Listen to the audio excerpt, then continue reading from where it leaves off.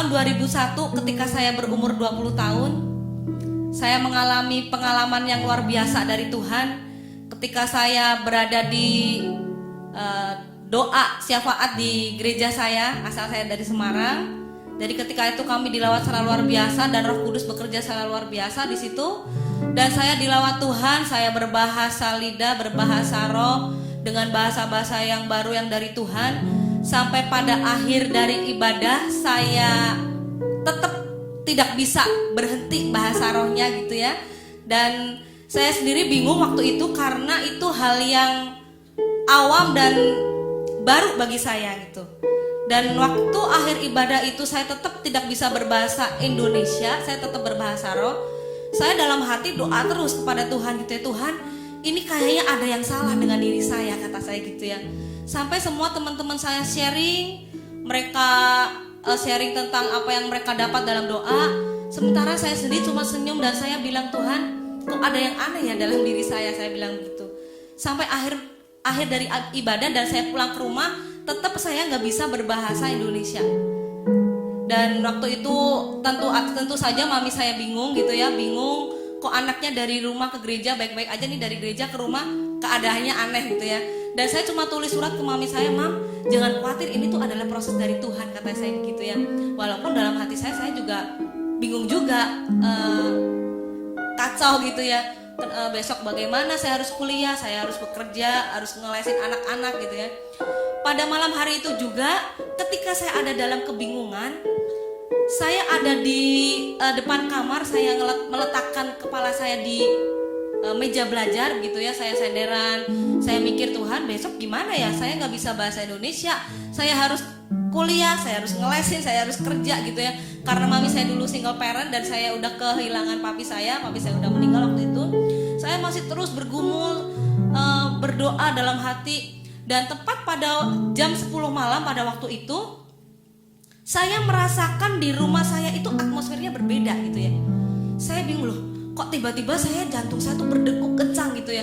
Kok tiba-tiba suasana rumah saya tuh beda. Mungkin saudara yang pernah mungkin memasuki suatu ruangan yang istilahnya angker atau serem gitu ya kan, kayaknya merinding gimana gitu ya. Begitu juga pada saat itu yang saya alami gitu ya. Saya deg-degan, saya aduh Tuhan kenapa ya kok tiba-tiba tuh saya merasakan bulu kuduk saya merinding gitu, jantung saya berdegup kencang gitu. Dan ketika saya lebih baik saya tidur gitu kan, saya mau beranjak ke tempat tidur, saya kaget ya saudara. Saya lihat kanan saya ada kain panjang itu menyentuh sampai ke lantai. Saya nengok kiri lagi, saya juga kaget juga, bener ada kain panjang itu yang menyentuh sampai ke lantai gitu ya. Saya kaget, tadinya saya mau lari gitu ya, saya mau kabur, aduh Tuhan ini apa yang saya lihat tuh bener atau enggak ya. Saya tadinya mau masuk ke kamar langsung karena saya dalam keadaan ketakutan gitu. Tiba-tiba ada tangan yang menyentuh di meja belajar saya dan saya melihat dengan jelas itu ada luka di pergelangan tangannya. Begitu tangan disentuhkan di meja, tangan yang satunya menyentuh bahu saya. Dan saya lebih kagetnya lagi ketika yang di belakang saya ini memanggil nama saya, Elizabeth. Saya udah gak bisa berkata-kata lagi. Saya kaget, saya udah pikir hanya aduh ini siapa ya di belakang saya, kok bisa tahu nama saya gitu ya. Saya lihat pintu jendela semua tertutup rapat. Jadi dengan kata lain gak akan mungkin ada orang yang masuk gitu ya. Tapi kok ada orang yang menyebut nama saya di belakang saya gitu ya. Dan ketika saya mendengarkan lagi, pribadi tersebut bilang, Elizabeth anakku, ini aku Tuhan Yesus yang selama ini kamu sembah. Saya saat itu saudara gak bisa ngomong apa-apa lagi, berdegup kencang jantungnya dan udah gak karuan gitu ya perasaannya. Dan saya memberanikan diri menghadap ke belakang, dan saya dengan jelas ngelihat mukanya. Saya ngelihat mukanya, saya ngelihat bentuk rambutnya, saya ngelihat jubahnya, saya ngelihat tangannya. Bahkan saya sampai memegang-megang jubahnya sampai ke lantai itu, saya sampai jongkok, saya pegang. Ini bener gak ya saya ngelihat? Ini bener gak yang saya lihat gitu ya? Tuhan, ini bener gak Tuhan Yesus yang selama ini saya sembah gitu ya? Siapa sih saya? Bukan pelayan Tuhan juga bukan, orang yang luar biasa terpandang juga bukan. Saya tuh hanya orang yang biasa gitu ya, manusia yang biasa, tapi Tuhan Yesus yang luar biasa itu mau mendatangi saya dan menjumpai saya gitu ya. Bukan saya yang menjumpai pribadinya Tuhan, tapi Tuhan yang menjumpai saya gitu ya. Dan saya dengan jelas melihat mukanya, saya dipeluk Tuhan.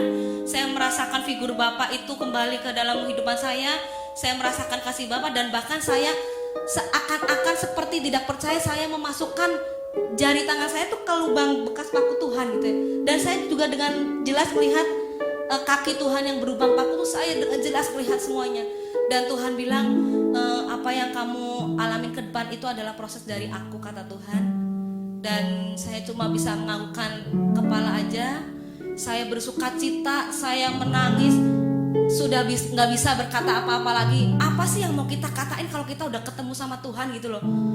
Soal berkat, kepinteran, yang waktu itu saya kuliah minta kepinteran lah, IPK-nya bagus, atau minta berkat lebih, bisa bayar kuliah dan sebagainya. Itu seakan-akan tuh hilang, tidak terpikirkan oleh saya sama sekali. Karena apa? Karena saya tuh berjumpa dengan Tuhan Yesus gitu ya. Tuhan yang punya segalanya. Apa sih yang enggak Tuhan kasih kalau kita sudah berjumpa pribadi dengan Tuhan, dekat dengan Tuhan gitu loh. Dan ketika saya dipeluk Tuhan, saya merasakan kasih Bapa gitu ya. Maka dari itu kita penting banget orang-orang yang menyebut dirinya Kristen itu berjumpa pribadi dengan Tuhan. Orang mungkin berjumpa pribadi dengan Tuhannya beda dengan saya, karena tiap orang mengalami pengalaman pribadi sendiri-sendiri gitu ya.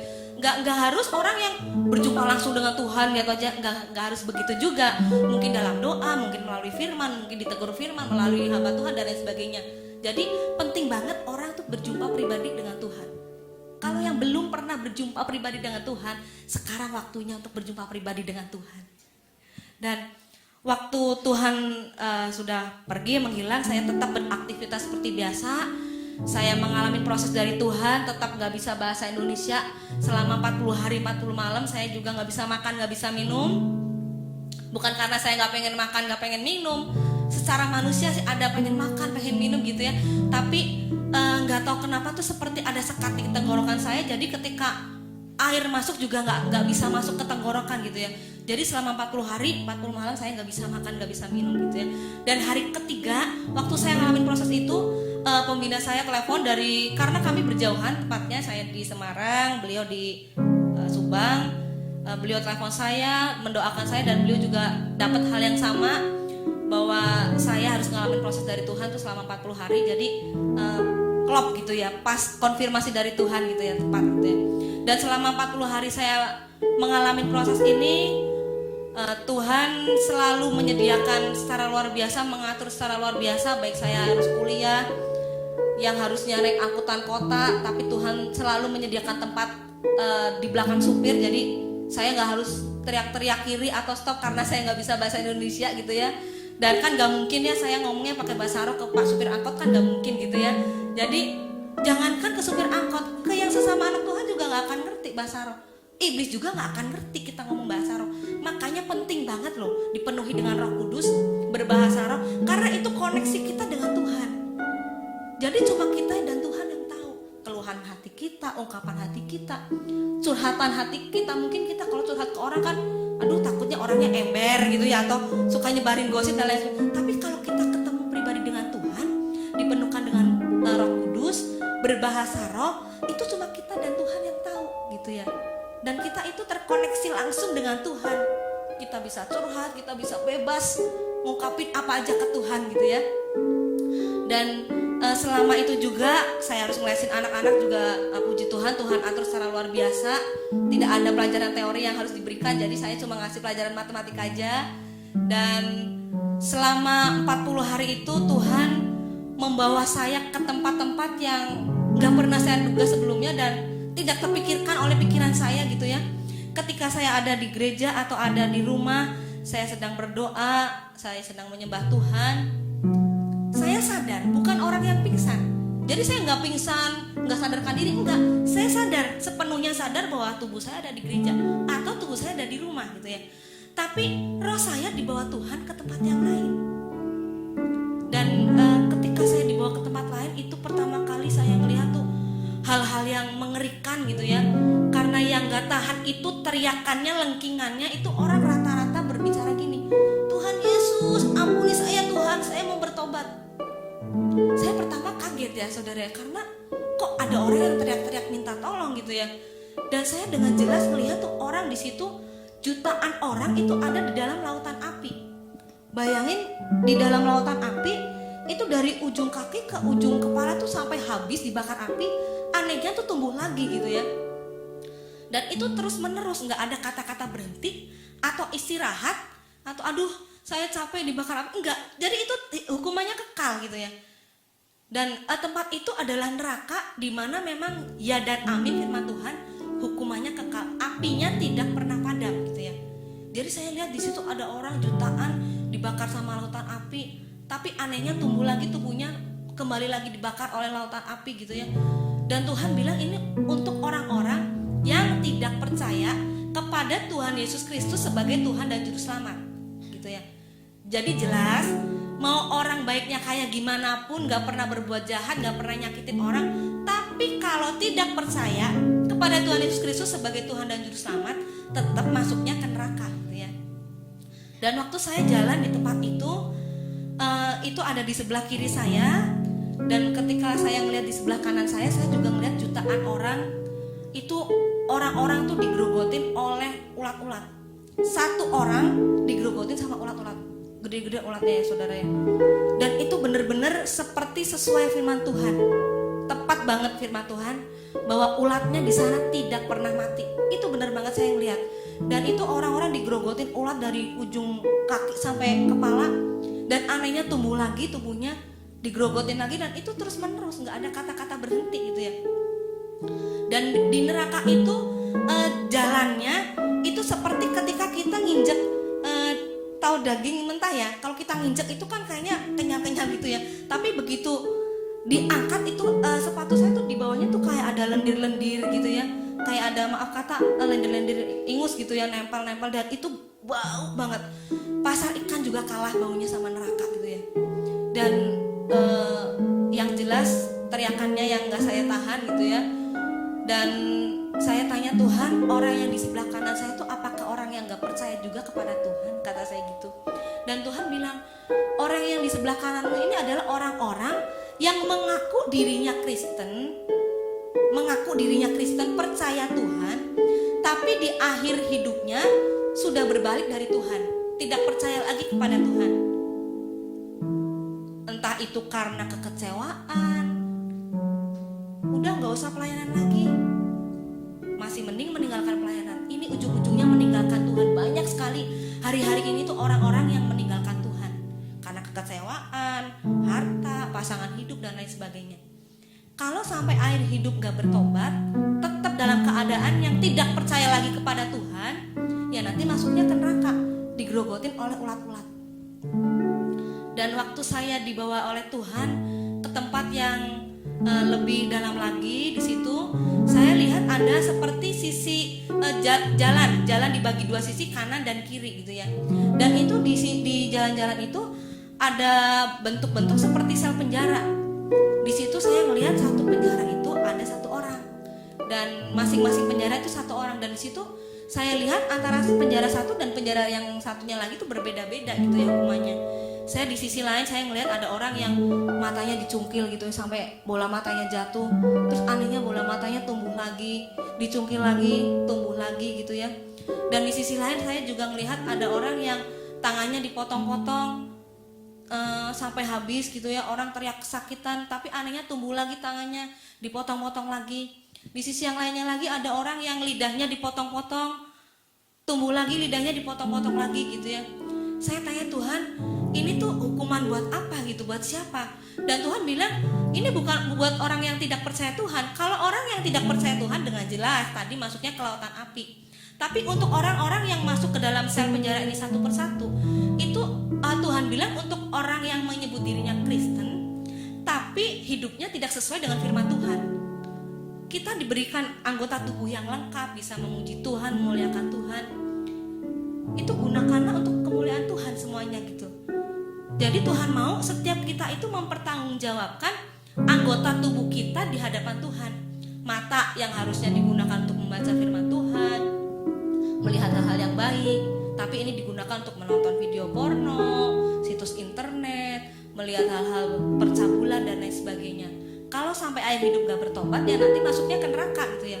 Tangan harusnya digunakan untuk memuji Tuhan, bertepuk tangan dan lain sebagainya, menulis hal-hal yang baik dan lain sebagainya. Digunakan untuk mencuri gitu ya, digunakan untuk mencopet, memukul dan lain sebagainya. Hidung digunakan untuk bernapas, mensyukuri, Tuhan terima kasih udah kasih kehidupan. Ini digunakan untuk bersemedi, syabu ya, obat-obatan terlarang. Telinga digunakan untuk mendengarkan firman Tuhan. Ini digunakan untuk mendengarkan gosip dan lain sebagainya. Mulut juga harusnya digunakan untuk memuji Tuhan, digunakan untuk mengutuk orang, untuk menyumpahi orang. Biasanya kita tuh kadang suka keceplosan ya saudara ya. Namanya juga nih, mulut nih kadang tuh gak bisa dikendalikan gitu ya. Orang kalau marahin anaknya, dasar lu anak ini, keluar tuh kata-kata sumpah, kutuk dan lain sebagainya. Di jalanan diserempet orang dikit aja, diselip orang, kurang ajarin, nanti aku langsung keluar kata-katanya. Kadang gitu kita itu nggak sadar gitu ya, nggak sadar bahwa setiap apa yang kita lakukan hari itu tuh kadang pernah nyakitin orang atau ngejahatin orang, kan kita nggak sadar ya. Makanya Tuhan bilang bertobatan itu harus setiap hari. Bukan nanti aja, saya kan hidupnya masih lama, saya masih 20 tahun, masih lama tuh, masih kalau di Alkitab ada 70 tahun, berarti saya masih 50 tahun lagi hidup. Oh enggak, Tuhan bilang pertobatan itu setiap hari.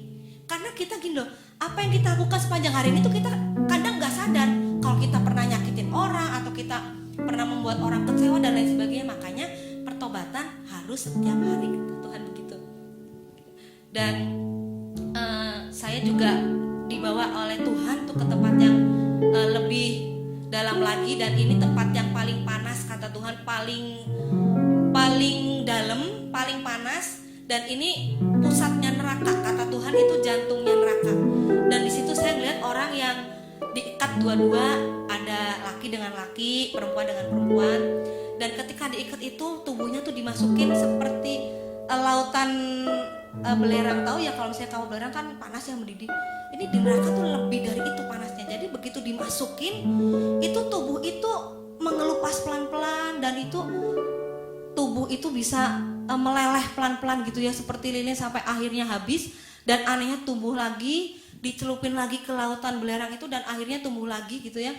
Dan ini untuk orang-orang yang homoseksual, lesbian, waria, banci termasuk ya, transgender termasuk gitu ya. Bukan orang yang gak percaya Tuhan loh. Banyak sekali sekarang di dalam gereja juga banyak orang yang lesbian, homoseksual juga banyak gitu ya. Makanya Tuhan ungkapkan hal ini. Ini adalah pusatnya dari neraka, jantung neraka, khusus untuk orang-orang yang lesbian, homoseksual, waria, banci dan lain sebagainya. Kalau nggak bertobat sampai akhir hidupnya, ya nanti masuknya ke neraka itu ya.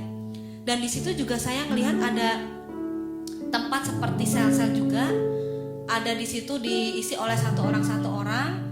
Saya melihat di situ ada orang yang satu orang digerogotin sama belatung. Tahu belatung ya, ulat yang kecil-kecil itu ya. Tapi itu digerogotinnya di bagian, maaf kata, alat kelaminnya. Di alat kelaminnya, di bagian dadanya gitu, dan itu digerogotin sampai habis, dan anehnya tuh tumbuh lagi alat kelaminnya, dan itu digerogotin lagi gitu ya. Dan Tuhan bilang ini khusus untuk orang-orang yang jatuh dalam dosa perzinahan, dosa seksual, dosa perzinahan gitu ya. Dan hari-hari ini Tuhan mengungkapkan bahwa banyak sekali orang yang jatuh dalam dosa perzinahan, uang, perzinahan, dan itu bukan lagi untuk orang-orang yang gak percaya Tuhan. Justru orang-orang Kristen tuh banyak yang sekali yang jatuh dalam hal dosa uang dan seks itu hari-hari ini. Makanya kita harus selalu waspada, berjaga-jaga gitu ya. Hidup sesuai tuntunan Tuhan itu penting banget. Dan saya dibawa lagi oleh Tuhan ke tempat yang lebih dalam lagi dari neraka. Itu bentuknya seperti lorong kecil, tapi rasanya gak panas. Jadi itu pengap, lembab. Dan ketika saya masuk ke tempat itu tuh rasanya, aduh kok kayaknya saya gak bisa bernafas gitu. Jadi benar-benar pengap gitu ya. Pengap, sempit. Dan di situ tuh saya sangat kaget, terkejut gitu ya.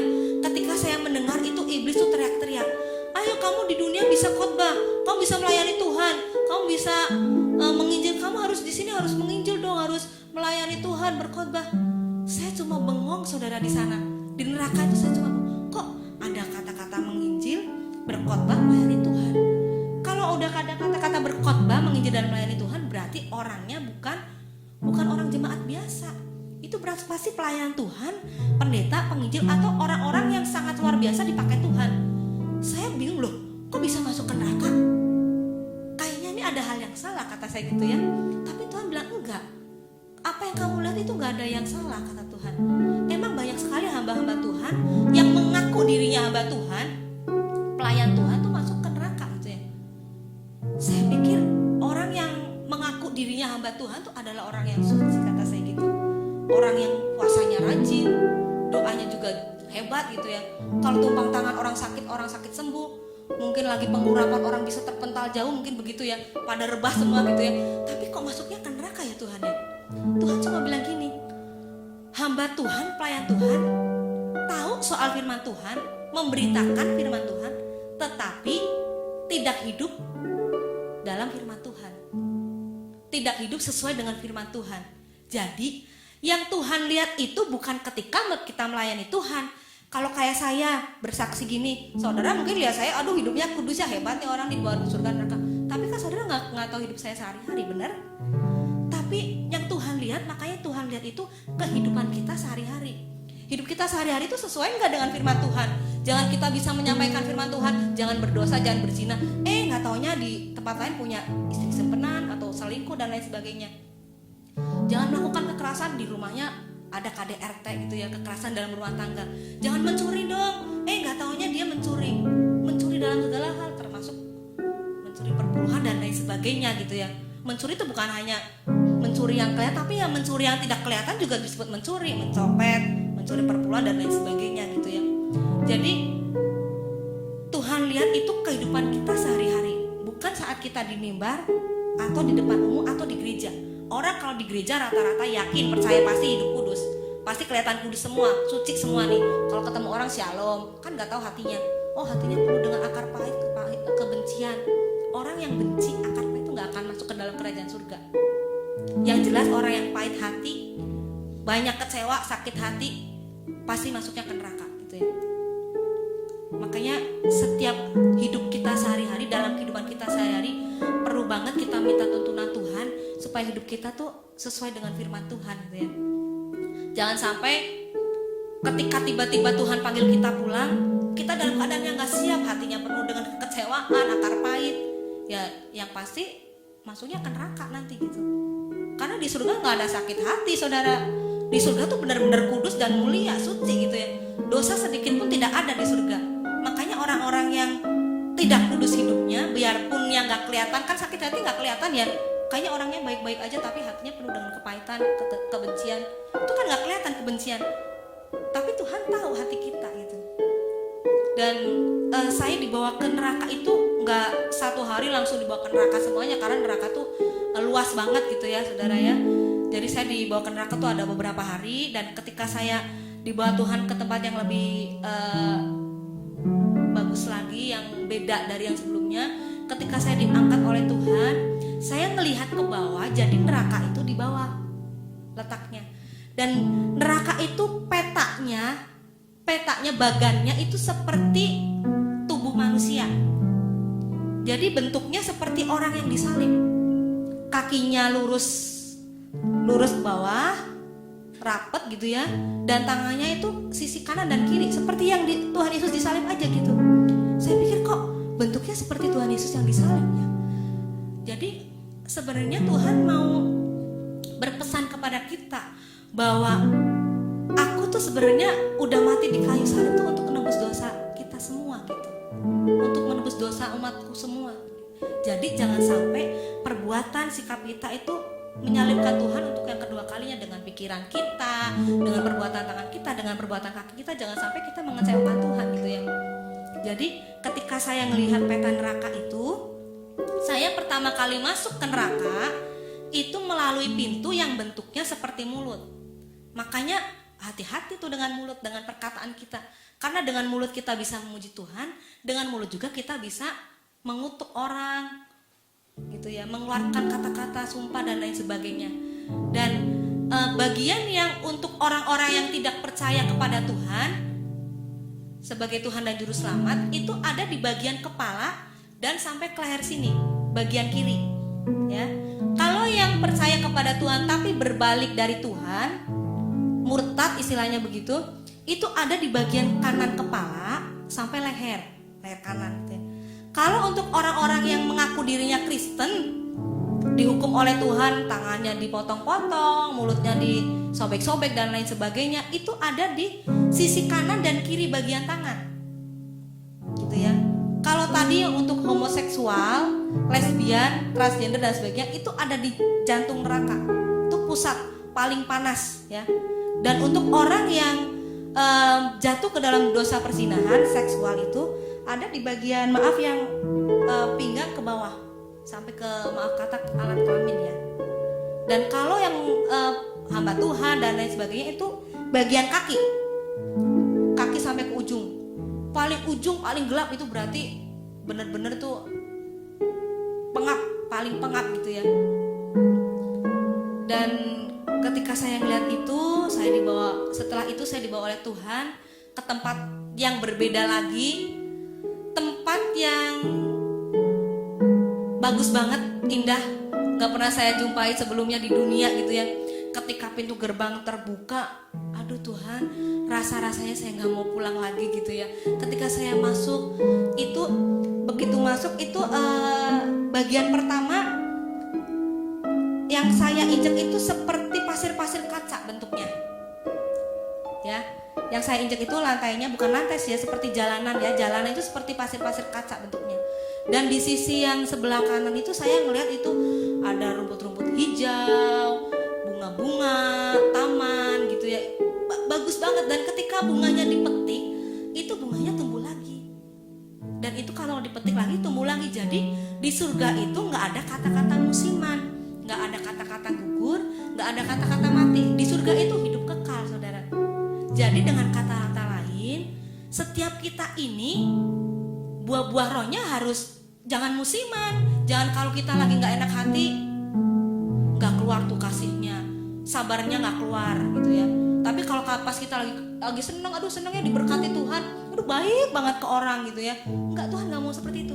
Tuhan mau kita itu jangan musiman, kasihnya musiman, panjang sabarnya musiman gitu ya, kesetiaannya musiman. Ya setia deh, udah lagi diberkati, tapi kalau lagi ada masalah menghilang dari gereja, nggak pernah beribadah gitu ya, nggak pernah bersekutu dengan Tuhan, itu namanya musiman, saudara ya. Tuhan nggak mau kita hidup seperti orang Kristen tuh musiman, harus tetap nggak mengenal kata-kata musiman, tetap berbuah, tetap pribadi kita tumbuh rohaninya gitu ya. Dan saya lihat di situ ada tempat seperti aula bentuknya, seperti bangsal, dan itu di situ Tuhan bilang surga rombongan gitu ya, rame-rame, nggak punya tempat sendiri-sendiri tapi ya rame-rame aja gimana bareng-bareng gitu ya. Dan bentuknya itu pilar-pilarnya itu dinding-dindingnya tuh seperti marmer tapi bukan marmer gitu lah ya, bagus gitu ya. Dan di situ Tuhan bilang gini, ini untuk orang-orang yang dari pertamanya tidak percaya Tuhan, tapi di akhir hidupnya percaya Tuhan, terus langsung meninggal gitu ya, langsung dipanggil pulang oleh Tuhan. Jadi nggak punya tempat sendiri, saudara gitu. Seperti contohnya yang ada di sisi Tuhan Yesus, bahwa Tuhan aku percaya kepadamu. Tuhan bilang apa? Saat ini juga kamu ada di Taman Firdaus. Nah itu seperti itu kasusnya. Jadi orang yang tadinya mungkin Muslim, Buddha dan lain sebagainya, yang tidak percaya Tuhan, terus tiba-tiba di akhir hidupnya percaya Tuhan langsung meninggal, nanti tempatnya di yang rombongan tadi, surga rame-rame gitu ya, saudara ya. Dan rame-rame nggak punya tempat sendiri-sendiri gitu. Dan saya dibawa oleh Tuhan di situ tuh ke tempat di mana di situ banyak rumah-rumah, banyak tempat tinggal. Saya sampai aduh Tuhan, banyak banget ya rumah-rumahnya, bagus-bagus. Ada yang kecil, sedang, besar gitu ya. Kok beda-beda ya Tuhan ya? Ada yang kecil, sedang. Harusnya Tuhan samain. Oh nggak bisa kata Tuhan. Aku menyediakan tempat. Jadi sesuai dengan firman Tuhan yang di Yohanes 14 boleh baca ya saudara ya. Aku pergi kepada Bapa untuk menyediakan tempat tinggal bagi kamu. Itu bener banget. Saya ngelihat di sana banyak rumah, banyak tempat tinggal gitu ya. Ada yang kecil, ada yang besar, ada yang udah jadi, ada yang setengah jadi gitu ya. Dan saya tanya ke Tuhan, ini kok rumahnya beda-beda tuh, syaratnya apa supaya dapat rumah, kata saya gitu ya. Kalau yang rumahnya kecil gimana, rumahnya gede gimana, rumahnya sedang gimana. Tuhan bilang gini, aku melihat setiap perbuatan anak-anak Tuhan bukan dengan ketika kita melayani gitu. Bukan seperti kita waktu kita melayani. Bukan berarti kita melayaninya banyak, melayani Tuhan rumahnya besar. Oh enggak. Jadi Tuhan lebih melihat ke hati. Ketika hati kita tulus melayani Tuhan, itu berarti kita semakin besar loh rumahnya di surga gitu loh. Tapi gini, bukan berarti kita semua tuh harus jadi pelayan mimbar, enggak.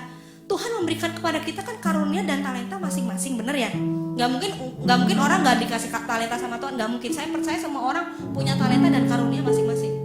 Jadi yang Tuhan minta, lakukanlah segala sesuatu dalam kehidupan sehari ini penekanannya dalam kehidupan sehari-hari, bukan saat di gereja aja, bukan. Dalam kehidupan sehari-hari itu seperti engkau melakukannya untuk Tuhan. Jadi ketika kita dalam kehidupan sehari-hari itu melakukannya seperti untuk Tuhan, itu seakan-akan tuh kita lagi mengumpulkan bahan bangunan untuk rumah kita sendiri di surga gitu. Misalnya ibu-ibu yang, aduh saya nggak bisa main musik, ya saya juga nggak bisa main musik gitu ya. Mungkin saya cuma bisanya masak gitu ya. Di rumah tangga aja dia melayani suami dan anak dan lain sebagainya. Nggak apa-apa, lakukanlah itu dengan segenap hatimu gitu ya, tanpa memandang kelemahan suamimu atau anak-anakmu dan lain sebagainya. Lakukanlah itu untuk seperti melakukannya untuk Tuhan gitu. Jadi ketika kita tulus hati, bersungguh-sungguh bekerja gitu ya, di kantor juga nggak berbuat curang, biarpun bosnya nggak ngelihat, tetap berjalan sesuai dengan firman Tuhan. Tidak ada kecurangan, tidak ada korupsi gitu ya. Jadi tanpa ada yang lihat, tapi Tuhan yang lihat. Jadi bekerjalah, lakukanlah seperti engkau melakukannya untuk Tuhan. Itu semakin kita tulus, semakin rumah kita besar di surga, karena kita mengumpulkan bahan bangunan di surga gitu. Orang yang nggak bisa melayani musik, nggak bisa khotbah, mungkin bisanya doa aja. Bu, saya bisanya doa aja. Nggak apa-apa, doa aja. Doa itu dahsyat loh saudara. Kayaknya nggak kelihatan ya, tapi perkataan kuasa doa itu dahsyat banget. Bisa mengubahkan kota, mengubahkan negara, bisa mendoakan orang. Itu juga ada nilai tersendiri dari Tuhan. Jangan minder, jangan berarti, aduh saya nggak bisa, nggak punya kemampuan apa-apa. Ya kalau bisa doa aja gitu ya. Ketika doamu tulus didengar Tuhan, kedahsyatan terjadi, pemulihan terjadi. Itu kita seperti mengumpulkan bahan bangunan untuk kerajaan surga di rumah kita di surga gitu ya. Jadi yang Tuhan lihat itu kehidupan kita sehari-hari. Dan yang menentukan kedewasaan rohani itu Tuhan sendiri gitu ya. Karena ketika saya dibawa Tuhan ke surga neraka itu, secara jasmani itu saya umurnya 20 tahun, tapi rohani saya baru 12 tahun. Jadi jangan sombong kalau yang misalnya dari kecil, dari kandungan, aduh saya udah Kristen, udah jadi diaken penatua gitu ya. Belum tentu umur rohanimu dewasa gitu ya. Karena yang menentukan ukuran umur rohani itu Tuhan sendiri. Bisa jadi remaja-remaja tuh rohaninya lebih dewasa dari orang tua, bisa jadi gitu ya. Jadi yang menentukan rohaninya kita dewasa atau enggaknya itu Tuhan sendiri. Makanya Tuhan mau kita itu menjadi pribadi yang memiliki rohani yang dewasa. Karena di surga itu nggak ada anak-anak saudara, semua pribadi dewasa, orang muda. Seperti saya ketika ketemu sama Musa ya, Musa kan udah tua ya di Alkitab ya, ratusan tahun kan umurnya. Tapi di surga itu muda loh Musa. Wajahnya muda ya anak orang umur 40-an gitu, orang dewasa gitu, muda gitu, nggak tua gitu ya. Jadi yang Tuhan mau itu kita semua jadi pribadi yang dewasa rohani. Karena di surga nggak ada anak-anak lagi. Kalau ditegur firman Tuhan, jangan terus ngambek, mundur dari gereja, mundur dari pelayanan, itu namanya rohani yang anak-anak saudara. Kalau rohani yang dewasa, ditegur, diterima, mengoreksi hati, terus tingkah lakunya diubah menjadi sesuai dengan firman Tuhan, itu yang dewasa namanya gitu. Dan ketika saya bertemu dengan Musa cuma berpesan bahwa saya menyesal karena tidak masuk ke tanah Kanaan karena ketidaktaatanku, kata Musa begitu. Jadi dengan kata lain Musa cuma berpesan bahwa kita semua di sini tuh harus taat. Mau susah mau gampang perintah Tuhan, laksanakan aja, taat aja sama firman Tuhan gitu ya. Dan yang kedua, mungkin saya nggak bisa bahas semua ya yang nabi-nabinya Tuhan karena banyak banget gitu ya. Yang kedua saya mau bahas adalah Paulus. Paulus bilang bahwa pencobaan-pencobaan yang kamu alami adalah pencobaan yang biasa, tidak akan melebihi kekuatan kamu. Jadi dengan kata lain, percaya dan yakin bahwa setiap permasalahan kita itu pasti ada jalan keluar gitu ya. Kalau saat ini kita belum dapat jalan keluar, jangan lihat keadaan sekitar kita, tapi lihat dan pegang janji Tuhan aja. Kita yakin dan percaya bahwa kita pasti dapat jalan keluar dari Tuhan gitu ya. Sesulit apapun, yakin tidak akan melebihi kekuatan kita. Dan yang ketiga, ketika saya masuk ke dalam istananya Tuhan, dibawa oleh Tuhan, masuk ke dalam istananya Tuhan, itu bener banget sesuai dengan firman Tuhan, bahwa lantainya tuh dari emas, dindingnya dari batu permata, tuh bener banget. Dindingnya kerajaan surga itu ada 12 batu permata. Jadi mungkin nanti saudara baca di buku ya, susunannya saya lupa warna-warnanya gitu ya. Dan itu bener-bener bagus banget. Gak ada tempat di dunia layaknya seperti itu ya. Jadi ketika saya ada di situ, saya ketemu sama Yohanes. Tahu ya Yohanes ya, murid yang dikasih Tuhan. Yohanes cuma pesan gini, kamu intim dengan Tuhan, kata Yohanes gitu.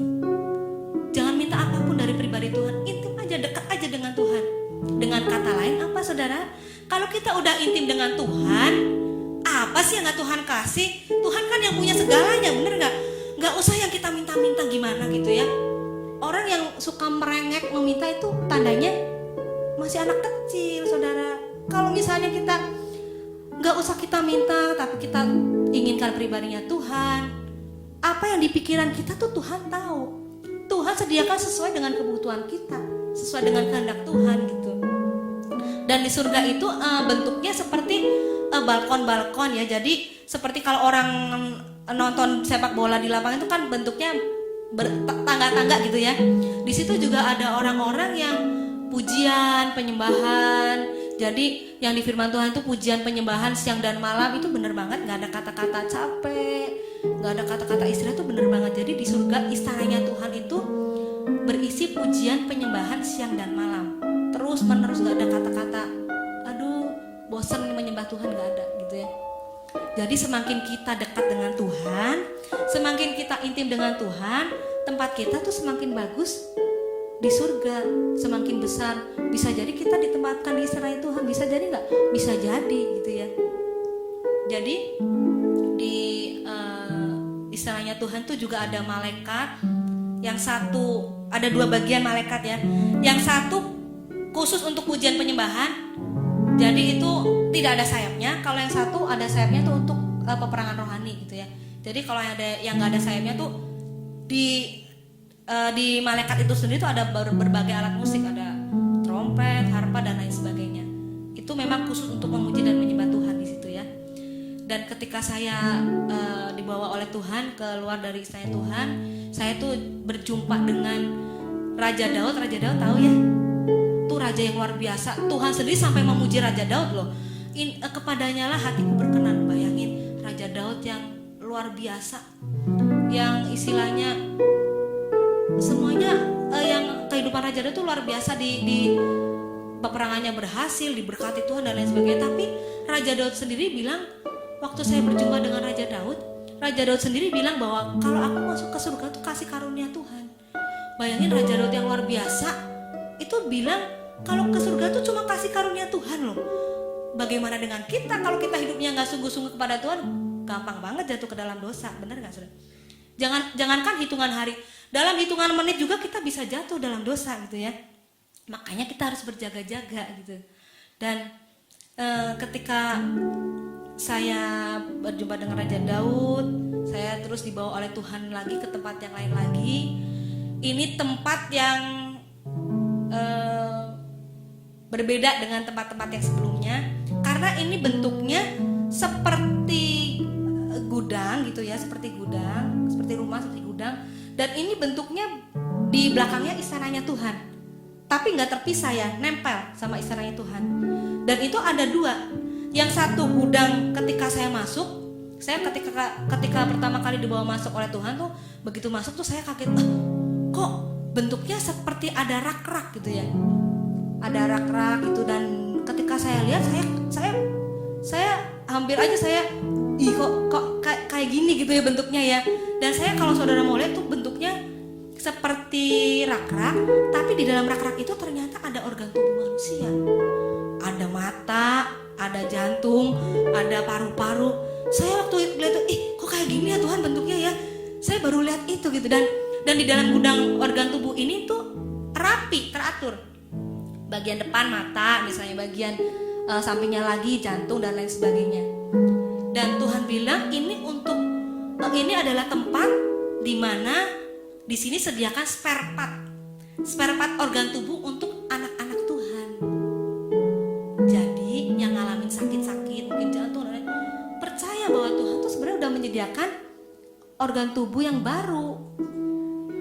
Dan kalau saudara mau tahu, hari-hari terakhir ini, itu gudang organ tubuh itu lagi dibuka lebar-lebar sama Tuhan. Alias cuci gudang. Kalau kata supermarket atau cuci gudang ya, obral gitu ya. Tapi ini ada tapinya. Tapi sayang, gak ada orang yang minta loh. Karena apa? Karena orang rata-rata hari-hari ini tuh bukan mengandalkan Tuhan, ngandelinnya uang. Jadi orang yang kaya, gak usah doa-doaan, ke rumah sakit aja yang terkenal di internasional Singapura dan lain sebagainya. Padahal Tuhan tuh udah menyediakan. Ada nama-namanya lagi. Gitu ya. Jadi Tuhan tahu, ini yang ginjalnya rusak nih, namanya siapa? A. Udah ada namanya di situ. Jadi Tuhan tuh udah menyediakan. Tapi tidak pernah meminta dan percaya, ini kuncinya. Kalau mau mendapat kesembuhan, kuncinya cuma satu. Percaya. Minta dan percaya. Kalau sungguh-sungguh percaya, tidak ada keraguan sedikit pun, pasti dapat kesembuhan dari Tuhan gitu ya. Dan di sisi satunya lagi itu ada sebuah rumah gudang. Itu dibagi 3. Yang pertama kali saya masuk ruangan itu isinya persenjataan. Ada tombak, panah dan lain sebagainya. Itu untuk peperangan rohani gitu ya. Jadi setiap kita itu hari-hari ini mau gak mau, siap gak siap, itu peperangan rohani itu harus terjadi hari-hari ini gitu ya. Makanya Tuhan menyiapkan persenjataan yang lengkap di surga itu. Dan yang kedua itu gudang perhiasan.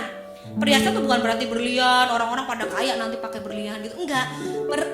Perhiasan ini untuk menggambarkan karunia-karunia rohani gitu ya. Nanti di firman Tuhan mungkin saudara bisa baca di Yeskiel ya, nanti ada. Terus yang ketiga, bagian yang ketiga itu adalah gudang, istilahnya gudang berkat ya, karena di situ saya ngelihat ada gandum, minyak, anggur gitu ya. Jadi dengan kata lain, kalau saudara mau dapat ini semua, kan ini letaknya di belakang istananya Tuhan. Sedangkan kalau mau masuk ke dalam istananya Tuhan, tadi harus apa? Intim dengan Tuhan. Jadi dengan kata lain, kita harus intim dulu dengan Tuhan, dekat dengan Tuhan, baru bisa masuk ke bagian ini, bisa dapat kesembuhan, bisa dapat berkat gitu ya. Dan yang Tuhan mau yang pertama intim dulu dengan Tuhan, baru yang lain-lainnya Tuhan sediakan gitu. Yang gudang persenjataan, gudang perhiasan rohani, gudang berkat, ini juga lagi dibuka lebar-lebar sama Tuhan. Tujuannya bukan untuk memperkaya anak-anak Tuhan, bukan. Tujuannya supaya banyak jiwa yang dimenangkan, banyak penuaian jiwa-jiwa tuh terjadi gitu. Makanya lagi dibuka lebar-lebar sama Tuhan. Ayo berlomba-lomba supaya dapat gitu ya, supaya dapat. Itu berlomba-lombanya bukan berarti lomba-lomba curang atau gimana, tapi berlomba-lomba untuk semakin dekat dengan Tuhan begitu. Dan jelas kalau yang dapat rumah tadi ya untuk yang melayani Tuhan dan lain sebagainya itu ada nilai tersendiri. Jadi jangan minder yang melayani Tuhan. Aduh, melayani Tuhan kebanyakan masuk neraka ya, enggak. Justru harus semakin giat melayani Tuhan, semakin tulus, ada nilai tersendiri dari Tuhan.